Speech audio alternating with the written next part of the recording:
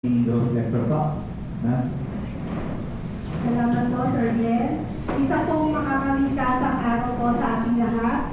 Isang maalab at kaus-pusong pagpupugay sa lahat ng pinagawa ng ating lokal na pamahalaan. Mga opisyales, functionaries at mga na narito ngayon bilang bahagi po ng 2024 LGU Compliance Assessment para sa Manila Bay Rehabilitation Program. Nais ko pong ipakilala mula po sa tanggapan ng ating punong lungsod, Chief of Staff, Sir Ul Pulinag, si Sir Dennis Ramos po, Head of Manila Bay, Head din po siya ng Centro, kasama niya po ang mga staff niya po from Centro Office at City Health Office po. Si Ms. Prani Castor, Supervising Administrative Officer mula po sa Ulo, kasama din po ang kanyang mga staff. Si Engineer Raila A. Nunag, nire-represent po ni Sir Charlie Bellarmino, Public Officer Tor. At ang inyong po lingkod, Ms. Rose Lector, at the data encoder po ng Manila Bay. Sa gitna ng inyong iba't ibang tungkulin at hamon sa kanilang natatagupang, tunay na kahanga-hanga ang inyong pagpapatuloy na pakikisa sa adhikain na ito, naglalayong buhayin at panatili malinis, ligtas at masagana ang ating mahal na Manila Bay. Ang inyong partisipasyon ay pagtutok ng implementasyon ng mga kinakailangang hakbang ay malinaw na patunay ng inyong malasakit sa kalikasan, sa kalusugan ng inyong mga komunidad at sa kinabukasan na susunod na henerasyon.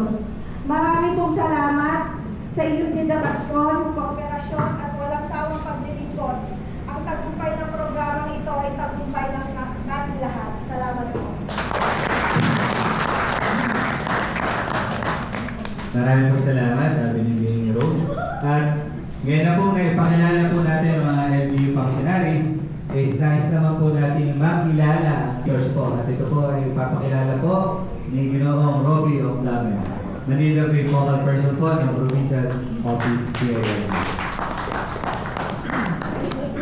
Isang makakaligasang umaga po sa lahat, and bago ko po ipakilala ang ating pong mga bullying validators for here in the city of San Pablo ay in behalf po ng aming of the IMG Laguna, J. Beltran, kami po ay nagpapasalamat sa inyo pong mainit na pagtanggap at ang pagtanggap po ng hamon para sa ngayong 2024 LGUC under Manila Bay Cleanup Rehabilitation and Preservation Program.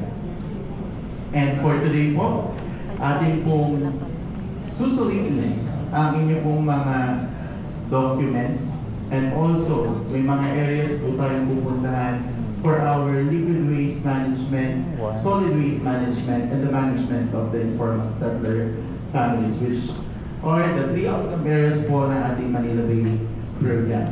And in terms of our three outcome areas, we have here today our validators for the three outcome areas from the provincial government of Laguna. So let's start with our liquid waste management team from the Provincial Health Office of Laguna. We have Engineer Michael Christian L. Mercado II. Together with him, Ms. Ana Camille S. Alvarez. And muli sila po ang susuri ng inyong pong liquid waste management. And for our solid waste management, we have here today from the Provincial Government, Environment and Natural Resources Office, Department Head ng PCNRO, Dr. Rhoda Valenzuela. Together with her, hindi na po bago sa inyo at ang lagi natin kapili kapag ganitong mga validation, Sir Ricardo J. Castillo. And from Provincial Urban Development and Housing Office, para po sulingin ang inyong management of the informal settler families, we have here today Ms. Geraldine C. Montarde. And ang dating binavalidate at ngayon ang validator na, Ms. Ana Christine C. Agaw. And we have our DILG Laguna personnel. Today we have Sir Don Christian F. Orga. And our VIPs, Miss Mia Vidinya and Sir Lancel Lumidao. And also we have our representative from DILG 4A Regional Office. Siyempre po, ang inyong supportive na kababayan, LGOO3 Brenda Icaraos. And also may counterpart po sa regional office, we have our regional focal person for solid waste management, Miss Elisa Joyce T. Cruz. And syempre po kasama po natin ngayon ang napaka-supportive naman talaga na Cluster A Head. We have CH Maria Loreline V. Manrique. And also po, we have your DILG San Pablo. We have the technical staff po, Sir Glenn. And syempre po ang inyong matinong sa at maasahan na CLGOO, Miss Maria Alma Barrientos.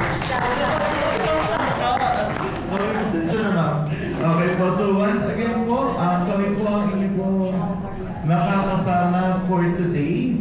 And syempre po, lagi po namin reminder sa ating mga local government unit na amin pong binibisita ay huwag po natin isipin na kayo po ay gigisahin. Kunti lang, 10 lang.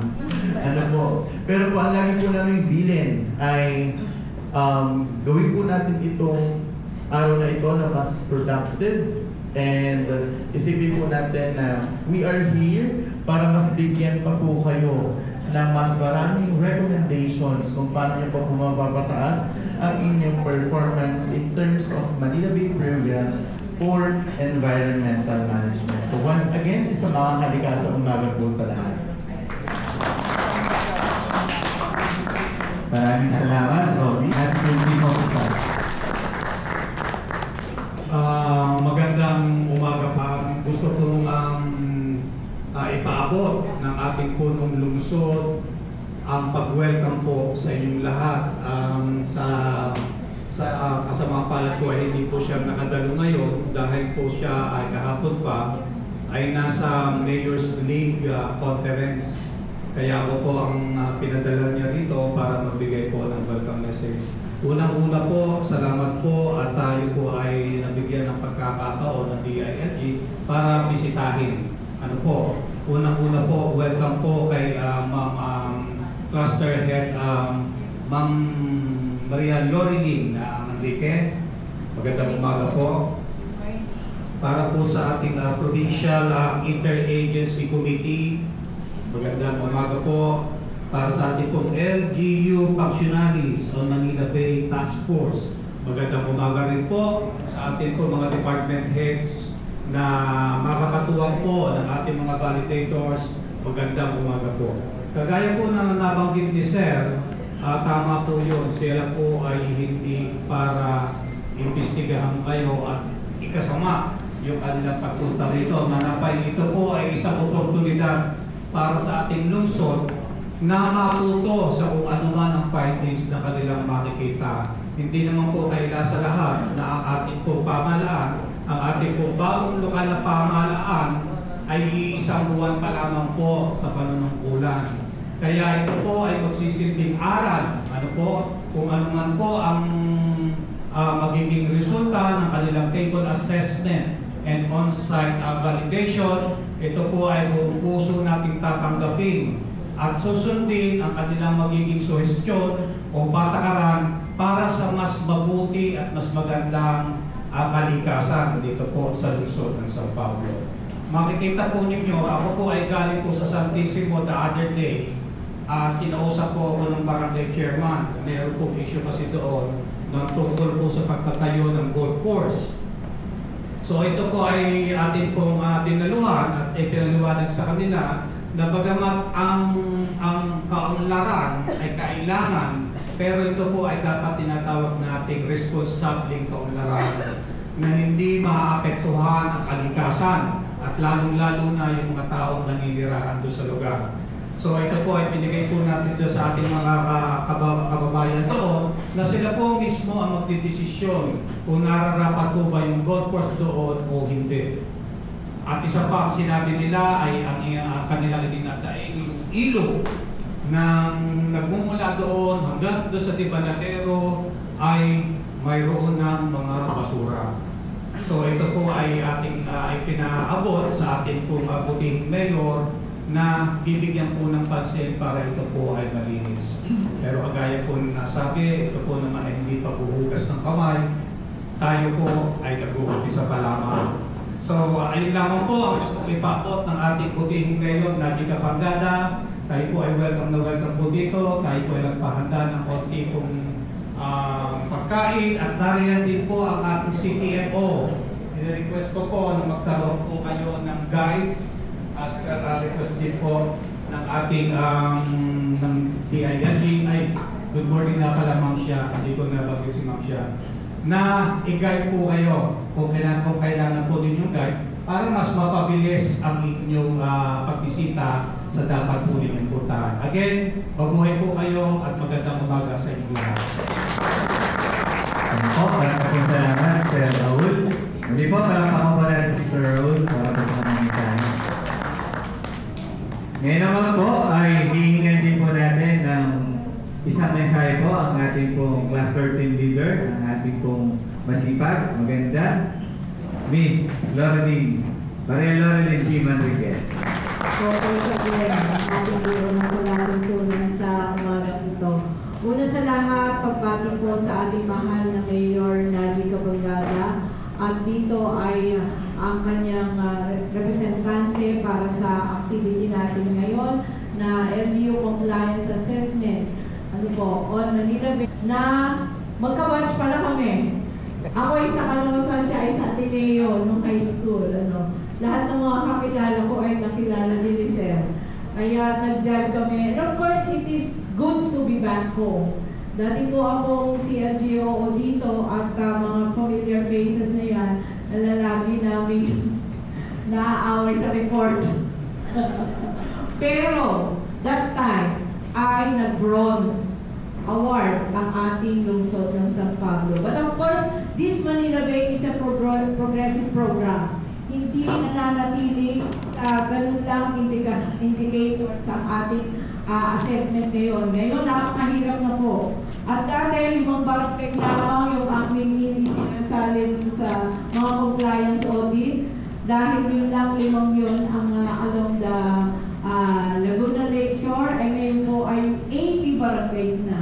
So, sa ngalan po ng aming Regional Director Ariel O. Iglesia, ng aming po Provincial Director David Pratt, na makakasama natin mamaya later on sa ating exit conference at para malaman natin yung lahat ng issues and concerns at ano yung recommendations for this and suggestions ay ang aming pong pasasalamat dahil nasa inyo po ang magaling, masipag at maaasahang DILG officer. Isa po siya sa recipient namin sa buong Calabarzon. Calabarzon po ha.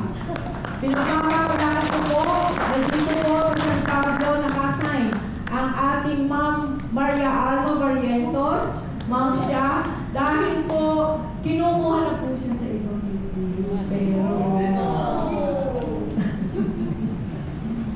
pero dahil po kagandahan at kataasan ang kanyang performance sa regional office po regional office.